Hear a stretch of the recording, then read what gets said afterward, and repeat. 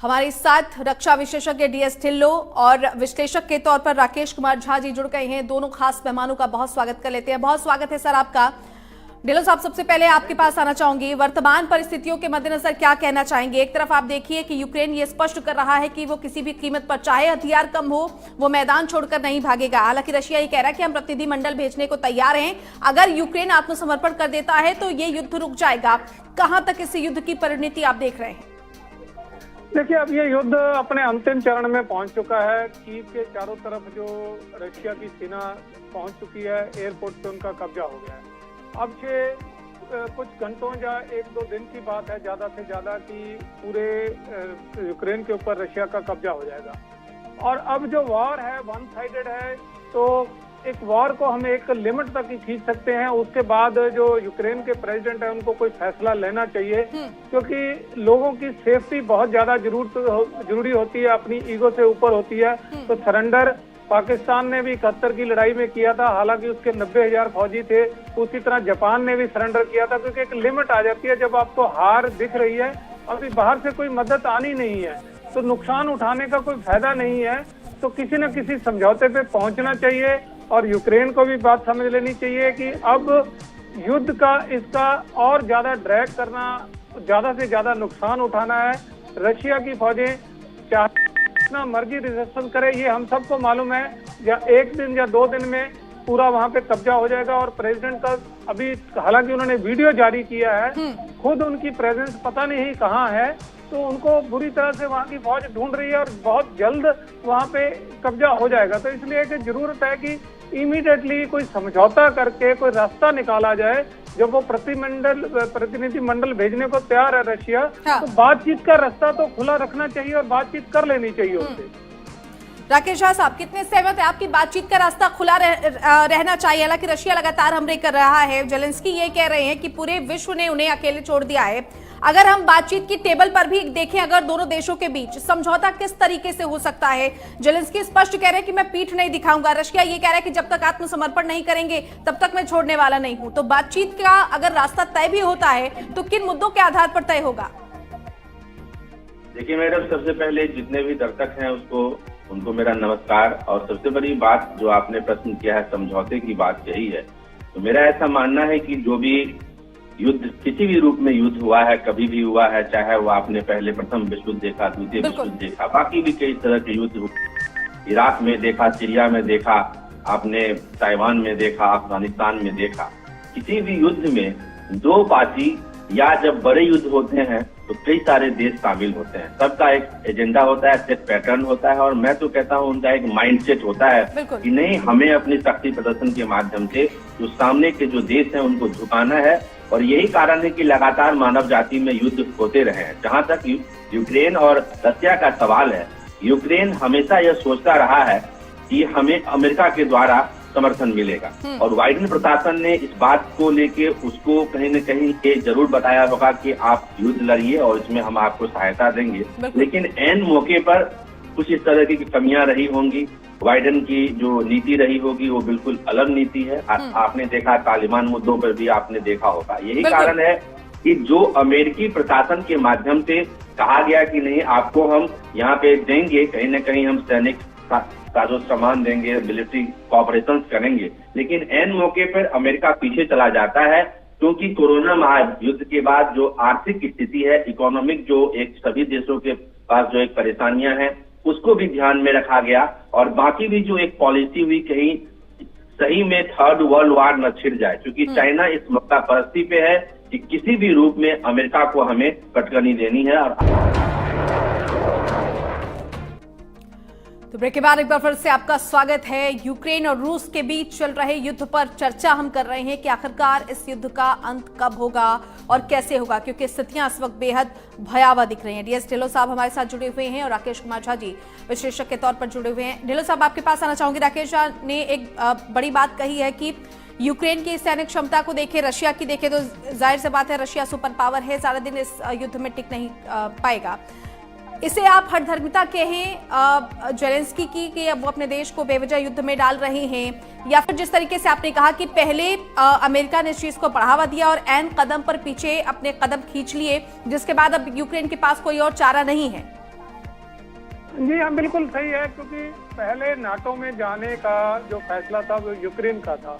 वो उसको सोचना चाहिए कि यहाँ पे हमारे काफी जो पॉपुलेशन है वो रशियन स्पीकिंग है, रशिया का इन्फ्लुएंस है और हम रशिया का पार्ट रहे हैं। तो नाटो पे जाने से क्या ये रशिया को एक्सेप्टेबल होगा? तो दूसरी तरफ जो यूरोपियन संघ है और नाटो ने उनको हवा दी कि आप हमारे साथ आ जाइए तो हम आपकी रक्षा करेंगे और सारी आपकी जिम्मेवारी होंगी। अब जब वाकई जरूरत पड़ गई, ये चीज रशिया ने भांप लिया और रशिया ने प्रीएम्प्ट करके उनके अंदर घुस गए और नाटो कहीं आसपास में नजर नहीं आ रहा है, एक तरह से उन्होंने पल्ला झाड़ दिया है। बिल्कुल। तो ये नाटो है कि किसी को भड़का के दूसरी तरफ लड़ाना वो साबित हो गई है और इसका नुकसान यूक्रेन उठा रहा है। तो इसलिए यूक्रेन को अभी जब उनके जहां से वो चाहते थे कि वो उनके साथ खड़े होंगे वो नहीं है, तो बेवजह अभी अपना ज्यादा नुकसान कराने का कोई फायदा नहीं है।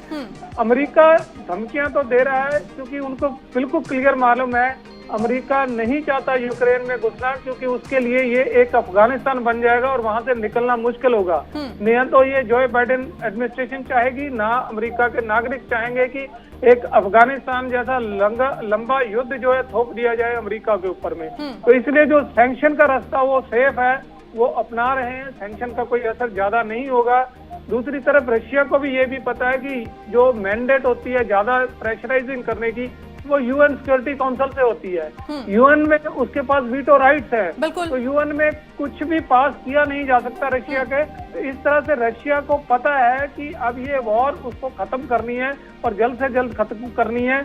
यूक्रेन को भी ये अब समझ आ जाना चाहिए कि इसको और लंबा खींचने में ज्यादा उठाना पड़ सकता है, जानी नुकसान है दोनों तरफ से होगा। और जैसे 90,000 पाकिस्तान के सैनिकों ने बांग्लादेश में डिसाइड कर लिया था कि इसके बाद और ज्यादा लड़ना, जान गंवाना होगा, जीत हम नहीं सकते हैं, तो उन्होंने भी सरेंडर कर दिया था जनरल न्याजी ने। तो इसी तरह इनको सरेंडर करके कम से कम अपने नागरिकों की सेफ्टी ध्यान में रखते हुए अपने देश को बर्बादी से बचाना चाहिए। ठीक है राकेश जी, सरेंडर करने के बाद स्थितियां क्या बनती हुई आपको दिखाई दे रही हैं यूक्रेन में? अमूमन जब कोई देश सरेंडर करता है स्थितियां किस तरीके की होती है? हालांकि जेलेंस्की लगातार वीडियो दिखा रहे हैं, ट्वीट कर रहे हैं कि वो डटे हुए हैं, लेकिन इन सब के बावजूद स्थितियां आप ही देख रहे हैं कि बेवजह निर्दोष नागरिक मर रहे हैं। और जैसा कि ढिल्लों साहब भी ये कह रहे हैं कि जल्द से जल्द अपने नागरिकों की सुरक्षा करनी चाहिए और अगर सरेंडर करते भी हैं उसका बहुत ज्यादा इफेक्ट नहीं आने वाला है, लेकिन स्थितियां किस तरीके की बनेंगी फिर उसके बाद? देखिए मैडम, सबसे बड़ी बात है जब दो देशों के बीच युद्ध होता है, युद्ध के बाद यदि सरेंडर करते हैं या किसी तरह के समझौता होता है, तो सबसे बड़ा जो फायदा इसका ये मिलता है कि जो सिविलियन लोग हैं, जो आम नागरिक हैं, जो निर्दोष लोग हैं, माताएं बहनें हैं, उनके ऊपर कोई लगातार जो इस तरह के जो बमबारी होते हैं।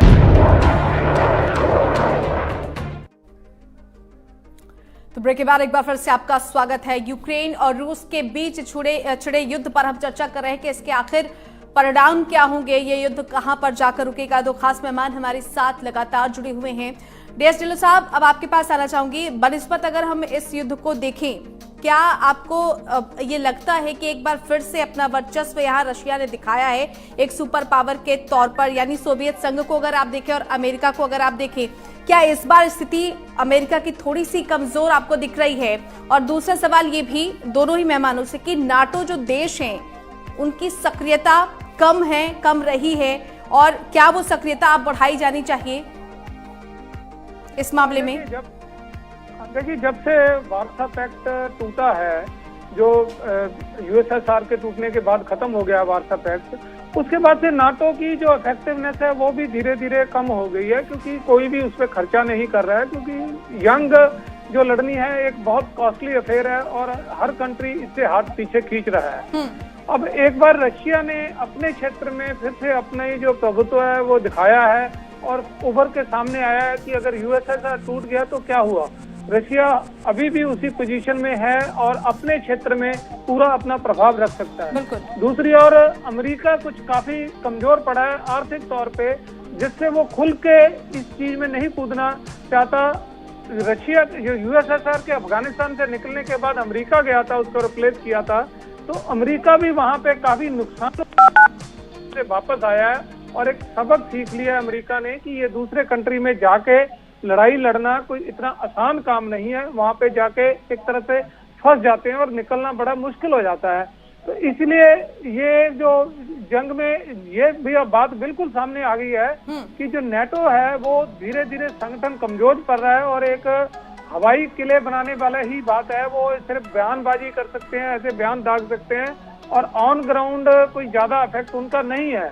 दूसरी तरफ रशिया को अंडर एस्टिमेट करने वालों को भी पता लग गया है कि यूएसएसआर टूटने से कोई ज्यादा फर्क नहीं पड़ा है। रिश्ते जो उस क्षेत्र में है, रशिया अभी भी सुपर पावर है और आने वाले समय में भी सुपर पावर रहेगा और उसको कोई वहां पे और दूसरा मुल्क चैलेंज करने की हालत में साहब लौटेंगे आपके पास। इस बीच एक बड़ी खबर आ रही है इसी युद्ध से जुड़ी हुई और ये बड़ी खबर ये है कि रूस युद्ध को लेकर फ्रांस ने भी अब चेतावनी दी है। यूक्रेन और रूस युद्ध को लेकर फ्रांस ने बाकायदा ये चेतावनी जारी की है कि लंबी जंग के लिए दुनिया तैयार रहे। फ्रांस का ये कहना है। अब इस कथन का क्या मतलब है ये भी हम समझने की कोशिश करेंगे। फ्रांस ये कह रहा है कि यूक्रेन और रूस के बीच ये युद्ध लंबा चलेगा। अभी हम ये चर्चा कर रहे थे कि क्या ये निर्णायक दौर में है, लेकिन अब फ्रांस ये कह रहा है कि ये जो युद्ध है वो लंबा चलेगा। ढिल्लों साहब, फ्रांस के इस बयान को कैसे आप देख रहे हैं? फ्रांस ये चेतावनी अब दे रहा है कि ये युद्ध लंबा खिंचने वाला है और सभी देश इस लंबी जंग के लिए तैयार रहे। देखिए, मुझे नहीं लगता फ्रांस एक तरह से इस जंग में कूदेगा। हालांकि बयान आया है, कितना विश्वसनीय है और कितना वाकई उनकी फौजें मूव करती हैं। जब तक उनकी फौजें मूव नहीं करती हैं, बयानों से डरने वाला नहीं है। तो कल का दिन जो होगा और आज की रात जो होगी बहुत निर्णायक होगी कि क्या वाकई फ्रांस अपने बयान के मुताबिक कुछ मूवमेंट करता है या सिर्फ बयान है। अगर ये सिर्फ बयान ही रह जाता है और फ्रांस कोई मूवमेंट नहीं करता है तो ये फिर इसका कोई मतलब नहीं रह जाता है। पर अगर फ्रांस आज की रात और कल के दिन में, क्योंकि तब तक रशिया ने इसको खत्म कर देना है, नहीं तो इस जो अगले 24 घंटों में या 48 घंटों में अगर फ्रांस कोई सॉलिड एक्शन नहीं करता है तो ये फ्रांस का बयान खोखला साबित होगा।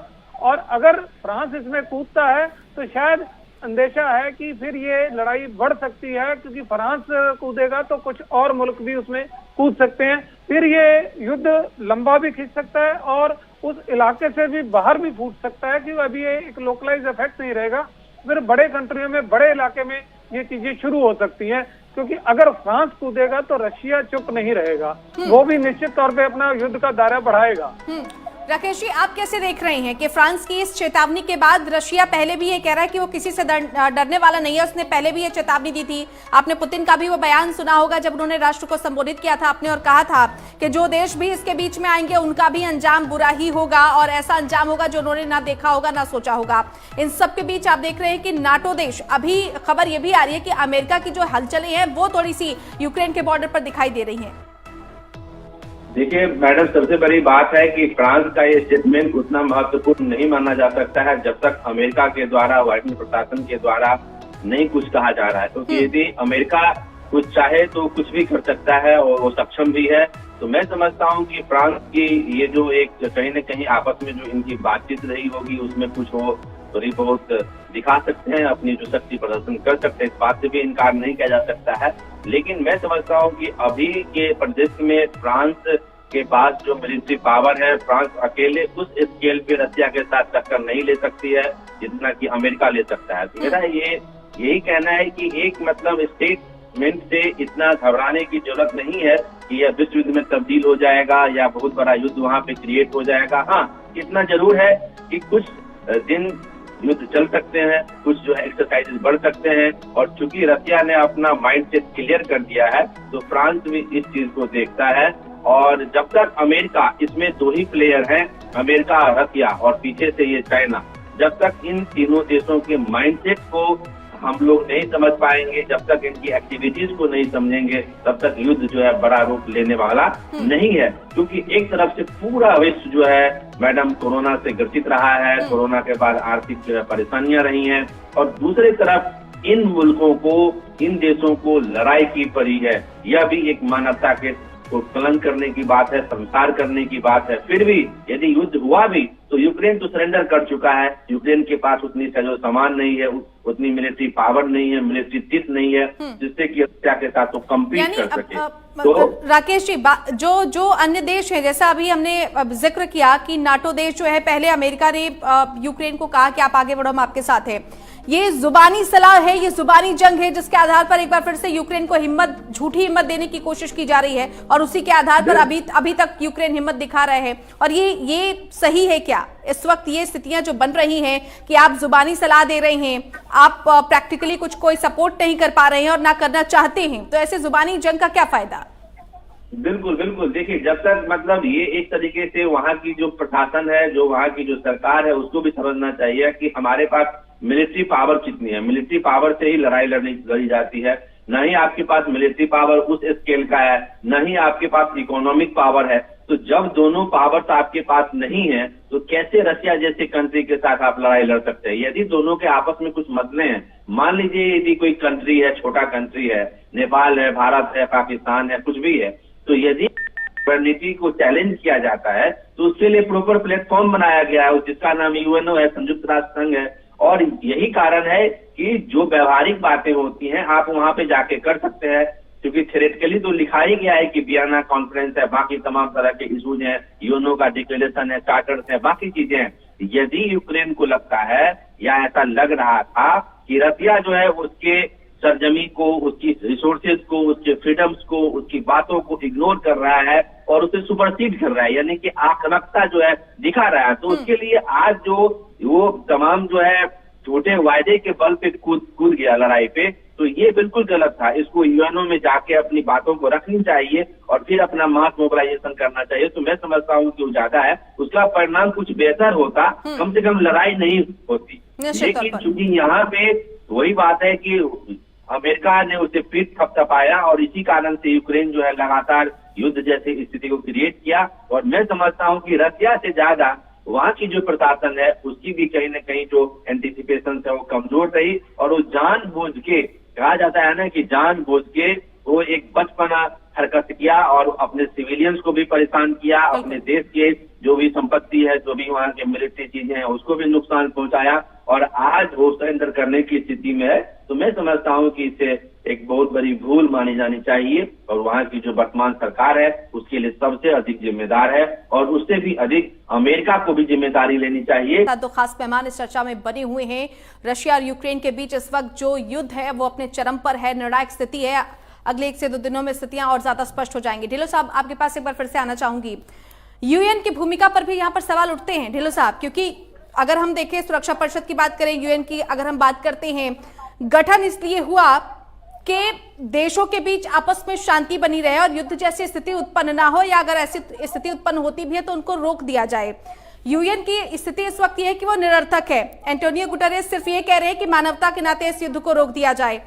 जब तक, अगर हम बुतरस घाली का बयान देखें, उन्होंने ये कहा था कि जब तक वीटो पावर की सक्रियता रहेगी या वीटो पावर रहेगा तो उसका मिसयूज किया जाता रहेगा। फिर आखिर सक्रियता किस बात की, किस बात के लिए इसका गठन किया गया जब ये दोनों देशों के बीच युद्ध रोकने में नाकाम साबित हुआ? और ऐसा पहली बार नहीं है ढिल्लों साहब, आप भी जानते हैं। बिल्कुल बिल्कुल। देखिए, जब ये यूएन को बनाया गया था सेकेंड वर्ल्ड वॉर के बाद, तो जो उस टाइम के विनर नेशन थे, जो तगड़े कंट्री थे, उन्होंने इकट्ठे होके एक समूह बनाया कि आगे से ऐसे डिस्प्यूट वर्ल्ड लेवल पे ना फैले और एक बनाया जाए। साथ ही साथ जो बड़े मेंबर थे उन्होंने अपने इंटरेस्ट बचाने के लिए कि कल को ये चीज हमारे खिलाफ ना यूज हो जाए, एक वीटो पावर रख लिया। तो 5 कंट्रीज ने अपने पास एक वीटो पावर रख के बिल्कुल इस तरह का सेटअप बनाया। पांचों के खिलाफ कोई चीज ना पास होए, पर हम अगर पांचों चाहें तो किसी के खिलाफ भी कोई चीज पास कर दे। एक तरफ से जो विनर थे उस टाइम के, जो विजेता थे, उन्होंने अपनी जो उसमें धौंस जमाने के लिए अपने पास कुछ ऐसी चीजें रखी जिससे उनके पास जब भी मौका आएगा कि ये हथियार उनके खिलाफ ना यूज हो जाए, यूएनओ उनके खिलाफ ना चला जाए, तो इसलिए उन्होंने प्रोविजन ही ऐसे रखे हैं। तो अब जब रशिया के खिलाफ हम सोचते हैं कि कोई एक्शन लिया जाएगा, या कल को हम चाइना के खिलाफ सोचते हैं कोई एक्शन लिया जाएगा, तो ये पॉसिबल नहीं है, क्योंकि यूएन का फ्रेमवर्क ही ऐसा है। दूसरा, यही बड़े नेशन हैं जो यूएनओ की फंडिंग करते हैं, तो इसलिए ज्यादातर जो कंट्रोल यूएन के ऊपर इन्हीं का है। ये छोटे मोटे झगड़े ही जो यूएन निपटा सकता है। इस तरह के बड़े देशों के बीच में यूएन पहले भी बिल्कुल असफल रहा है और अब भी पूरी तरह से यूएनओ असफल है। समझौता बड़े नेशन को प्रेशराइज करके वो की चीज लागू करा सकता है। तो कोई फायदा नहीं है इस तरह से। यूएन बड़े देशों के लिए यूएन कोई मायने नहीं रखता, ये छोटे देशों के लिए।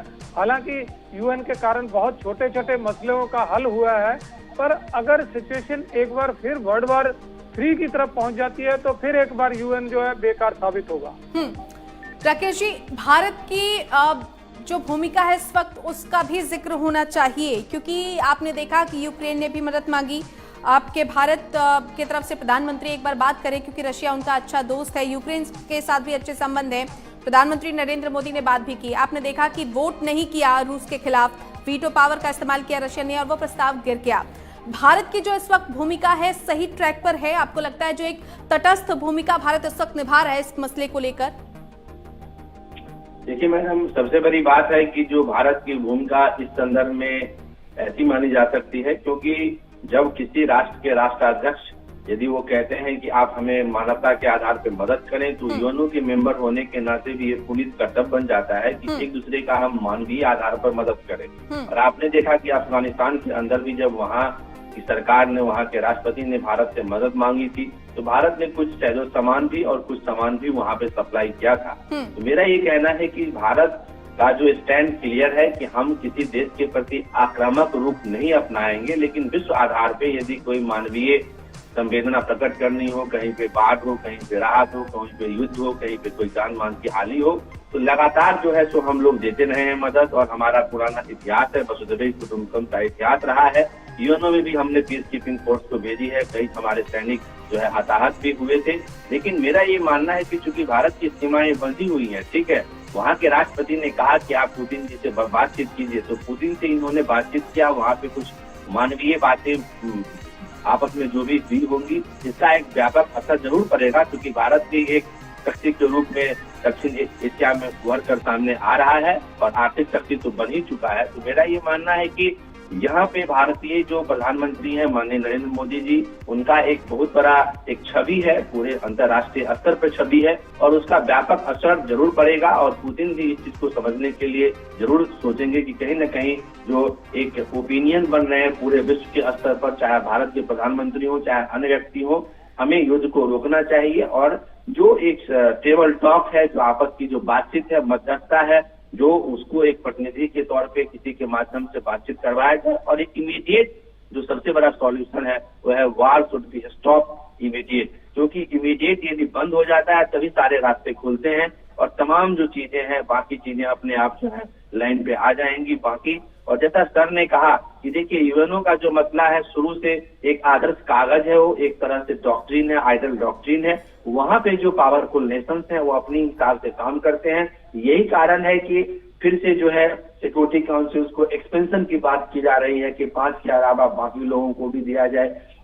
हमारा जो भारत है वो भी यूएनएससी का मेंबर बने, दक्षिण अफ्रीका भी मेंबर बने।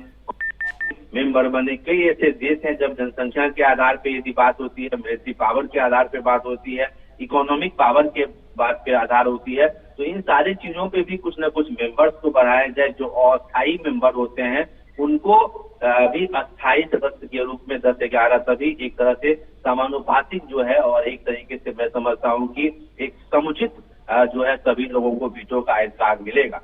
तो यूक्रेन और रूस के बीच चल रहे युद्ध पर यह चर्चा लगातार जारी है। दो खास मेहमान हमारे साथ जुड़े हुए हैं। नीलो जी, आपके पास एक बार फिर से आना चाहूंगी। अभी अगर आप देखें, रशिया ने एक बार फिर से अब फिनलैंड और स्वीडन को भी चेतावनी दी है कि अगर नाटो में आप शामिल होते हैं तो इसका अंजाम ऐसा ही होगा जैसा यूक्रेन का हो रहा है। लेकिन इसके पीछे का जो आधार है अगर आप वो देखें तो वो है नाटो देशों की जो अक्षमता इसमें स्पष्ट तौर पर सामने आई है। अमेरिका की अगर हम भूमिका, तो एक विश्वसनीयता की कमी आई है। अगर नाटो देशों के जो सदस्य हैं या जो उसमें शामिल होने के इच्छुक हैं, शायद ही ऐसा जोखिम आगे उठाएं। हाँ, बिल्कुल सही बात है कि क्योंकि समझ लेना कि मुल्कों को एक्चुअली क्रीमिया के केस के बाद ही देख लेना चाहिए था कि नाटो कितना दूसरे मुल्कों के साथ खड़ा होता है। यूक्रेन ने वो गलती करी है कि उस क्रीमिया की एग्जाम्पल से कोई सबक नहीं सीखा और फिर नाटो के साथ जाने का फैसला किया। और अब यूक्रेन का नुकसान देख के बाकी मुल्क जो छोटे छोटे रशिया के बॉर्डर पे हैं वो 1000 बार सोचेंगे कि नाटो के साथ जाने में उन्हें कोई फायदा है। या नुकसान है, क्योंकि जो उस क्षेत्र की बड़ी लीडरशिप है उनको उनके साथ रहना पड़ेगा, तभी वहां पे शांति रह सकती है, तभी प्रोग्रेस आ सकती है। और खासकर क्योंकि ये हिस्से जो है पहले रशिया का काट रहे हैं, तो वही कल्चर है, वही लैंग्वेज है और सारा कुछ तकरीबन उनका मिलता जुलता है। बहुत सारी पॉपुलेशन जो है वो रशिया के पक्ष के बारे में सोचती है। तो इसलिए अभी ये छोटे मुल्क अगर नेटो की तरफ जाएंगे तो जाने से पहले इस जो एपिसोड से जो अभी वॉर हुई है, इससे वो 1000 बार सोचेंगे, सबक लेंगे कि क्या इसमें जाने का वाकई उन्हें कोई फायदा होगा, क्या नेटो उनके साथ खड़ा होगा या क्या अमेरिका उनके साथ खड़ा होगा। अगर नहीं खड़ा होगा तो ये इस तरह की मुसीबत मोल लेने का कोई फायदा है या नहीं है। निश्चित तौर पर राकेश जी, कड़े प्रतिबंध लगाए जा रहे हैं, ये कहा जा रहा है अमेरिका की तरफ से प्रतिबंध लगाए भी गए हैं, लेकिन उस प्रतिबंध का असर रशिया पर होगा क्योंकि जैसा कि आप कह रहे थे ढिल्लो साहब के 1 से 2 दिन निर्णायक स्थिति है। अगर ये युद्ध लंबा चलता है तो शायद उन कड़े प्रतिबंधों की वजह से रशिया को परेशानी हो सकती है, लेकिन अगर फिल वक्त हम देखें तो क्या रशिया को इन प्रतिबंधों की वजह से कोई परेशानी होगी? क्योंकि यकीनन रशिया इन तमाम चीजों की, इन प्रतिबंधों की तैयारी करके ही उसने यूक्रेन के साथ इस युद्ध को अंजाम दिया है। ये तैयारी काफी पहले से शुरू हो गई थी, तो उन प्रतिबंधों का असर दिख रहा है रशिया पर और दिखेगा आने वाले समय में। देखिए मैडम, सबसे बड़ी बात है जब किसी देश के द्वारा प्रतिबंध लगाया जाता है तो जाहिर सी बात है कि आंशिक प्रभाव तो पड़ता है, क्योंकि आपकी जो इकोनॉमिक एक्टिविटीज हैं, जो आदान प्रदान है, जो एक्जिम पॉलिसी है, आयात निर्यात है, बाकी भी कई सी चीजें होती हैं। यदि कोई देश आपसे नाराज हो गया, किसी मुद्दों को लेकर नाराज हो गया, यहाँ पे आप अमेरिका के साथ इनकी जो है डायरेक्ट इनडायरेक्ट जो है टकराहट की बात आप देख रहे हैं, तो इस स्थिति में तो असर तो जरूर पड़ेगा। उसको हम पार्शियली इम्पैक्ट कह सकते हैं, क्योंकि आप जब किसी देश को नाराज करते हैं तो उस नाराजगी के बाद उनके पास जो भी अपनी एग्जिस्टिंग पॉलिसीज होती है उसको स्क्रैच कर लेते हैं, वहां से हटा लेते हैं। और यही कारण है कि आपने देखा जब 2 देशों के बीच यदि युद्ध नहीं भी हो, नाराजगी के कारण, जैसे आपने 1, 2, 3 एग्रीमेंट किया, बाकी भी चीजें, कई बार हमने परमाणु बम बनाए जब अटल बिहारी वाजपेयी की सरकार थी, तो वहां के जो प्रशासन थे वो हमारे ऊपर प्रतिबंध लगाया। तो इसका मतलब जरूर है कहीं न कहीं डॉलर के मुकाबले जो है कई सारी इकोनॉमिक एक्टिविटीज प्रभावित होती है, लेकिन इसका बहुत ज्यादा व्यापक असर नहीं होता है, क्योंकि राष्ट्र जो होते हैं समृद्ध होते हैं अपने हिसाब से। जो खासकर जो बड़े राष्ट्र हैं जिनके पास बाकी सारी चीजें हैं, तो रशिया को उस तरीके से प्रभाव नहीं पड़ेगा। और जहां तक लंबे और छोटे युद्ध का सवाल है, युद्ध जो है तो लंबा यदि खिंचेगा तो जाहिर सी बात है कि रशिया और यूक्रेन दोनों तबाह होंगे, और दोनों तबाही के दौर में इसमें जो है मानवता संसार होगा। और आर्थिक संकट जो है न सिर्फ यूक्रेन पे छाई हुई है, बल्कि अब रशिया के ऊपर भी आर्थिक संकट उत्पन्न होंगे, क्योंकि ऑलरेडी जो उनके पास साजो सामान है, बेसिकली उनकी जो इकोनॉमी है, मिलिट्री इकोनॉमी की बात होती है, जो मिलिट्री इक्विपमेंट्स हैं उनको सेल आउट करते हैं पूरे विश्व में, तो जाहिर सी बात है कि उनकी इकोनॉमी स्लो डाउन होगी और उसका प्रभाव वहां के लोगों पर भी पड़ेगा। लेकिन सबसे बड़ी जो सूझबूझ की बात है कि पूरे विश्व को और खास के हमारा यूएनओ से अपील है कि जो संयुक्त राष्ट्र संघ है उसको इमीडिएट इफेक्ट के साथ कोई ना कोई अपना वहां पे प्रतिनिधि भेजे, और प्रतिनिधि के माध्यम से वहां पे बातचीत हो, और दोनों तरीके से, चाहे वो यूक्रेन के तरफ से बातचीत हो, रशिया से बातचीत हो, या बाकी जो लोग हैं, अमेरिकन है, बाकी भी ऐसे लोग हैं, सब जगहों से बातचीत हो, और immediate war should be stop for the human sake. And second point की यदि वार स्टॉप होता है तो पीछे पीछे सेटलमेंट हो जाती है, और यही एक जो है पूरा विश्व भी इस वक्त यही चाहता है, क्योंकि यूक्रेन से जो तस्वीरें सामने आ रही है वो दुखद तस्वीरें हैं और सभी को झकझोर रही हैं ये तस्वीरें कि किसी भी तरीके से ये युद्ध रुकना चाहिए। बहुत शुक्रिया राकेश शाह जी आपका इस चर्चा में जुड़ने के लिए, और बहुत शुक्रिया DS ढिल्लो साहब आपका भी इस चर्चा में जुड़ने के लिए। तो विश्व के अन्य देश ये चाह रहे हैं कि बहुत जल्द इस युद्ध का अंत हो जाए, लेकिन रशिया और यूक्रेन के बीच ये युद्ध इस वक्त तक जारी है, और रशिया के तेवर ये बता रहे हैं कि जब तक यूक्रेन की सेना सरेंडर नहीं करती है तब तक ये युद्ध जारी रहेगा। अब इस युद्ध के और क्या परिणाम पूरे विश्व पर पड़ते हैं आने वाले दिनों में और स्पष्ट होगा। इसी के साथ इस खास पेशकश में फिलहाल इतना ही, लेकिन देश और दुनिया की तमाम बड़ी और अहम खबरों के लिए आप देखते रहिए MH1 प्राइम। नमस्कार।